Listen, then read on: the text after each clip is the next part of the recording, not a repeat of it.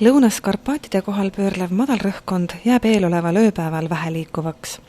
Samamoodi hoiab oma kohast kinni Põhja-Venemaal olev kõrgrõhuala.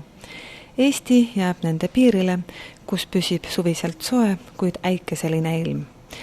Prognoosi kohaselt tuleb öö Eestis vähese ja vahelduva pilvisusega. Kohati võib hoovihma sadada ja äikest olla. Mõnel pool tekib udu. Tuul puhub idakaarest 3–8 meetrit sekundis, sooja on 9–15 kraadi. Päev on vahelduva pilvisusega ning mitmel pool hoovihma ja äikesega. Idakaare tuul tugevneb 5–12 meetrini sekundis. Äikese ajal on puhangud tugevamad. Sooja on homme päeval 19–25 kraadi. Tuulele avatud rannikul on õhk jahedam. Järgnevatel päevadel ilm Eestis oluliselt ei muutu, kuna rõhkkonnad jäävad väheliikuvaks.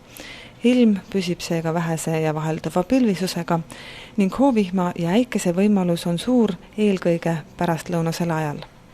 Tuul puhub kirdest ja idast 2–9 meetrit sekundis.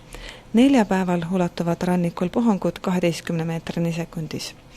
Sooja on öösiti 9–15, päeval 18–25 kraadi.